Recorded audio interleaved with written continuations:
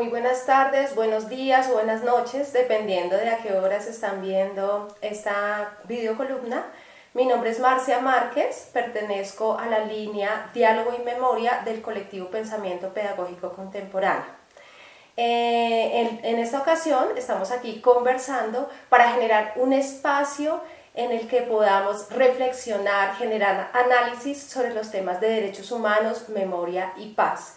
Esto en alianza entre la línea de investigación Diálogo y Memoria y, por supuesto, este medio alternativo de comunicación, Kira Medios. Así que bienvenidos y bienvenidas, y pues le voy a dar la bienvenida a mis compañeros que nos acompañan el día de hoy. Está Peter Cousins. Peter, bienvenido a este espacio. Gracias, Marcia. Y pues tenemos también a Alejandro Nova. Muchas gracias, Marcia. Peter ha sido una persona que ha venido participando en todos estos temas de construcción de paz, es cofundador de Rodemos el Diálogo y además también ha participado o ha acompañado como garante internacional en las comunidades de paz de San Juan de Apartado en Urabá. Bueno, pues les doy la palabra para que iniciemos este espacio, no sin antes invitarte, Peter, a que nos cuentes un poquito de ti. ¿Quién es Peter? Gracias, Marcia. Buenas tardes. Un saludo para todos los oyentes y videntes. Mi nombre es Peter Cousins. Yo soy pues nativo de Inglaterra. Nací en un pueblo de Inglaterra y pues con el tiempo mi carrera me ha ido como conduciendo hacia estos temas que Marcia señala. En particular me ha llevado a Colombia. Cuento con una maestría en resolución de conflictos.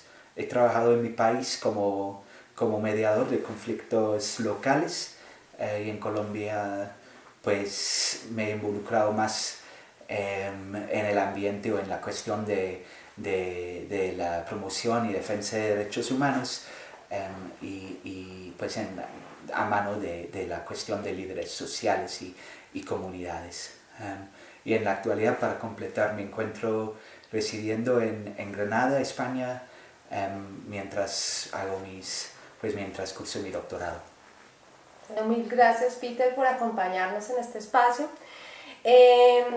Quisiéramos saber qué piensas tú, cómo está en este momento el tema de los derechos humanos en Colombia. ¿Cómo ves la situación? ¿Cómo la lees tú? ¿Cómo lees lo que está pasando? Muy bien.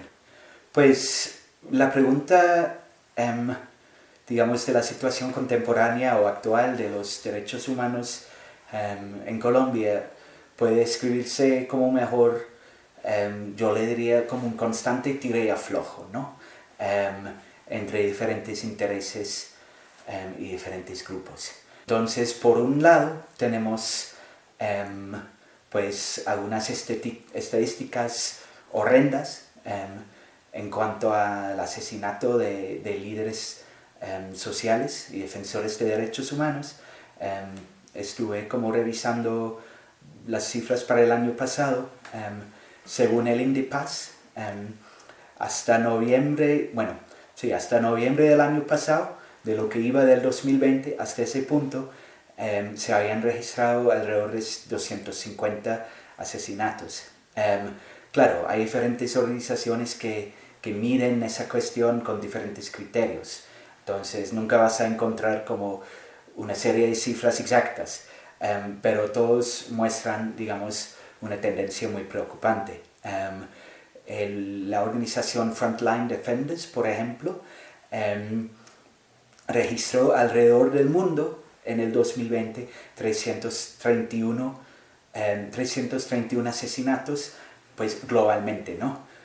Del cual un 53% se produjeron en Colombia solito.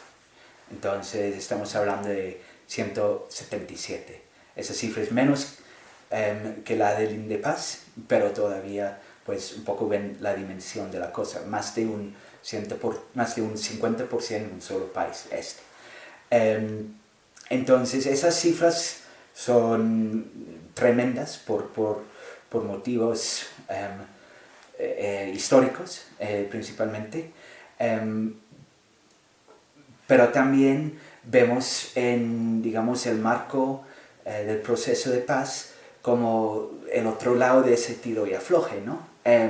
Que hay instituciones que están indagando un poco en esa cuestión. Hay mecanismos que el mismo proceso o el mismo acuerdo de paz ha creado para garantizar el libre ejercicio de los derechos, y tal vez una de las instancias más importantes que ha creado ese proceso de La Habana ha sido la JEP, ¿no? La Jurisdicción Especial para la Paz, cuya misión, cuyo encargo es un poco indagar en los crímenes más representativos. Precisamente en estos días hemos recibido la noticia de que las cifras para los llamados o mal llamados falsos positivos es aproximadamente 3 veces más de lo que se había reconocido oficialmente antes. Entonces eso es un gran aporte. Si bien las circunstancias iniciales que dieron lugar a la JEP y a la necesidad de este tipo de instancia ha sido todo el conflicto con todas sus consecuencias, las instancias poco a poco están arrojando luz sobre lo que ha pasado. Pero, como digo, esto es como siempre un jalar de un lado y otro. O sea, también las asociaciones de la sociedad civil, por un lado, se pueden muchas veces definir en contra del gobierno por la falta de voluntad política, pero al mismo tiempo es necesario mantener un diálogo con el gobierno, porque el gobierno es al fin y al cabo la instancia que tiene que garantizar los derechos. Y en ese sentido, para completar, vale la pena constatar que el gobierno actual está a puertas de sacar una nueva política pública en materia de derechos humanos, y una plataforma de la sociedad civil de unas 90 organizaciones van a ponerse en esa plataforma para dialogar precisamente con el gobierno alrededor del tema.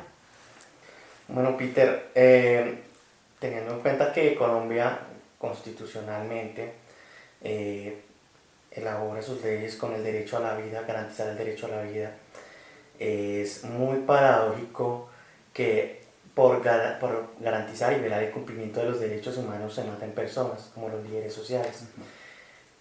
Me gustaría que me respondieras, ¿por qué en Colombia nos cuesta la vida defender y hacer cumplir los derechos humanos? Porque es una de los oficios, profesiones más peligrosos que puede existir en Colombia. Efectivamente, y es una pregunta absolutamente clave. Creo que hablar de una cultura de violencia en un país es problemático, ¿no? O sea, tildar toda una cultura como violenta es algo con que tenemos que tener cuidado, ¿no? Pero lo cierto es que ha habido una tendencia histórica en la cual vemos que es aceptable o ha sido aceptable mediar esos conflictos a través de las armas, ¿no? O sea, o que las armas sean el elemento mediador para solucionar. Y esto es algo que hay que rechazar, sea donde sea, ¿no? La fuente de la violencia, sea la que sea. Hay que en primer lugar pensar, digamos, en un nuevo paradigma, el paradigma de la no violencia, para resolver nuestros conflictos sociales y políticos. De ahí uno puede pasar a decir, yo antes en la pregunta anterior mencioné la cuestión de la voluntad política, ¿no? Y siendo el garante principal de los derechos humanos, tenemos que decir que el Estado como garante ha fracasado en ese papel. No ha podido o querido, o tal vez las dos cosas, no ha podido o querido jugar ese papel con contundencia. Y por eso principalmente vemos una cierta permisividad, ¿no?, en esta cuestión. Yo, digamos, en mis trabajos y pues mis interacciones con líderes y defensores de derechos humanos, yo les he preguntado acerca de un poco la cuestión de cómo se protegen. Y eso siempre lleva a la cuestión de la prevención, ¿no? O sea, no podemos o tenemos que un poco ir más allá de ver la cuestión de protección en términos de carros blindados o chalecas antibalas o carros blindados. Ya eso no nos basta. Tenemos que pensar en términos de prevención un poco más estructural e institucional. ¿Eso qué quiere decir?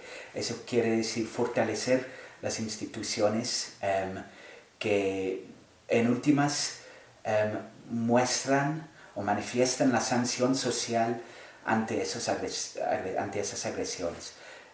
La Fiscalía, la misma JEP, las entes investigadoras, hasta la misma policía. Entonces, pues en el momento que podemos concebir el ejercicio como el ejercicio de los derechos humanos como algo protegido proactivamente desde el Estado y desde la sociedad, vamos a estar avanzando o tomando un gran paso para adelante. Bueno, sin querer como eximir ni cubrir las faltas del Estado, ¿qué mecanismos desde la sociedad civil y desde lo comunitario pueden generar los individuos para para construir una cultura de paz? Ajá. Para que se nos quite como ese prejuicio que tenemos, precisamente como que podamos desde lo civil, sin quitarle la responsabilidad al Estado, construir una paz. ¿Cuáles serían esas alternativas que podría tener la sociedad civil? Muy bien, muy bien. Sí, en últimas la mejor garantía es un tejido social fuerte, ¿no?, en la sociedad. Y eso da lugar, y tu pregunta muy bien lo plantea también, digamos, o sea, las iniciativas que surgen desde la sociedad civil. Y en esa materia Colombia tiene una riqueza de experiencias que no necesariamente o apenas podríamos decir son conocidas al nivel general del país. Eso en parte por la brecha que existe entre, digamos, la vida urbana y la vida campesina. El conflicto en gran parte se ha desarrollado en el campo y eso ha obligado a los habitantes del campo a crear soluciones, ¿no?, que tal vez han sido un poco más invisibles para los que habitamos en las ciudades. Entonces, pues como bien lo dijo Marcial al inicio, yo tuve el gran privilegio de conocer una experiencia del Urabá, en concreto la comunidad de paz de San José de Apartadó, una comunidad campesina que se generó en medio de la guerra, inicialmente como proyecto de autoprotección, pero un poco con el tiempo que se ha venido desarrollando en proyecto de vida, ¿no?, para resaltar y realzar y reivindicar esa vida campesina que a lo mejor es un poco menos conocido para los que vivimos en las ciudades. Y ellos, para generar ese proyecto, han tenido que declararse neutrales y resistir a una cantidad de agresiones, pero en realidad lo que se está generando allí es un proyecto muy propositivo. Pero no nos limitemos tampoco a las ciudades, al campo. También en nuestros ámbitos urbanos hay cosas que están surgiendo, ¿no?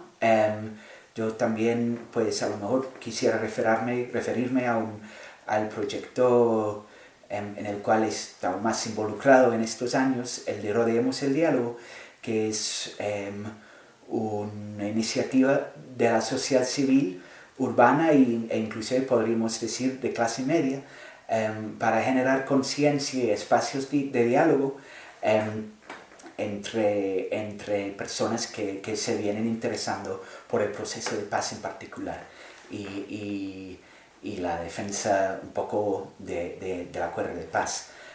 Y en ese marco podríamos pensar el acuerdo de paz como un proyecto o un paso hacia un proyecto de construcción de nación, no solo construcción de Estado, sino construcción de nación en que todos cabemos.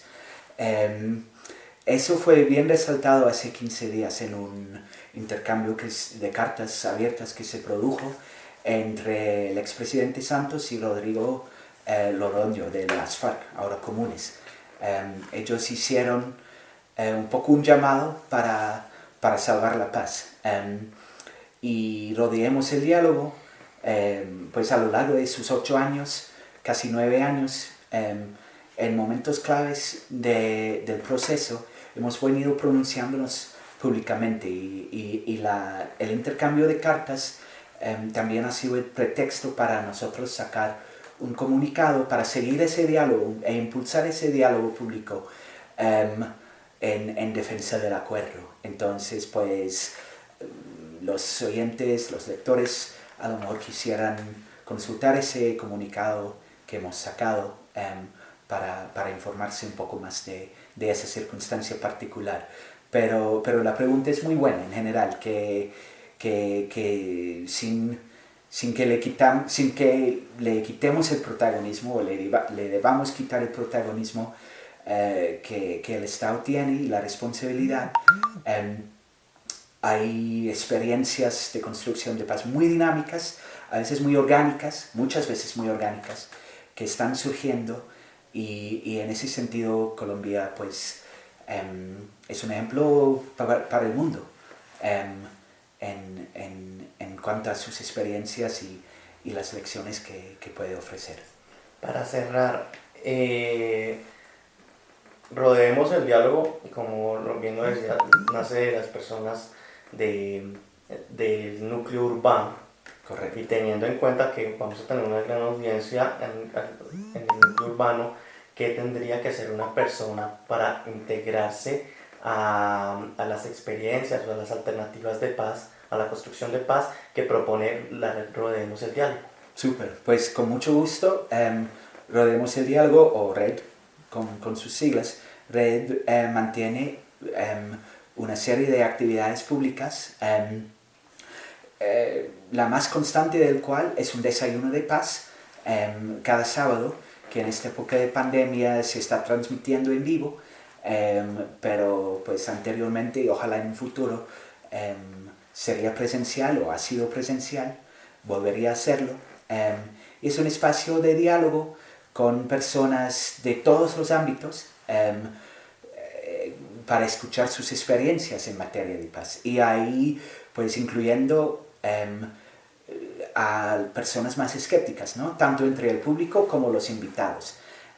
Nuestra intención no es convencer a nadie, sino abrir espacios de diálogo para aprender, y a lo mejor la persona que esté interesada en unirse a uno de esos espacios, el mejor punto de entrada sería inscribirse o manifestar su interés a través de la página rodeemoseldialogo.org en inscribirse en uno de esos desayunos. Bueno, pues Peter, te queremos agradecer enormemente por habernos permitido escucharte. Nos quedamos como con algunas ideas básicas, ¿no? El tema de las estadísticas que siguen siendo alarmantes para este país, incluso en medio de la firma de un acuerdo de paz, pero también, digamos, está la esperanza de haber firmado un acuerdo de paz que ya nos abre las puertas, nos permite tener un camino, por lo menos, para seguir trabajando y seguir apostando en la construcción de paz como todos, ¿no? Que este espacio de construcción de paz sea un espacio de construcción de paz que tú lo dijiste, que no sea solamente o meramente un proyecto gubernamental, sino que trascienda al escenario de las calles, las casas, las familias, Y esa es la apuesta también que creo que a la que nos quieres invitar, y es que como sociedad civil también tenemos un papel muy importante que cumplir en la construcción de paz, porque la construcción de paz no se hace de la nada, no es como firmemos este papel y ya con eso tenemos paz en este país. Sino que la vamos construyendo paso a paso. Y lo que vemos también es que tú has aportado enormemente en esta construcción también, como lo hemos venido haciendo en mayor o menor medida, pero hay que seguirlo haciendo, por supuesto. Estas experiencias maravillosas que nos cuentas sobre el acompañamiento a las comunidades de paz en San José de Apartadó, el acompañamiento también a iniciativas de la sociedad civil como la red o Rodemos el Diálogo, eso nos permite seguir trabajando en algo que tú manifestaste, y es en seguir tejiendo socialmente esos puentes que necesitamos de comunicación, de conversación, de acción, para que este país en algún momento tenga una mirada, una posibilidad distinta. Así que te agradecemos enormemente por habernos entregado estas palabras y estas palabras que no son solo palabras, sino que también son apuestas de esperanza y de vida. Con mucho gusto. Gracias a la línea y a Akira. Mil gracias, Peter. Mil gracias, Peter.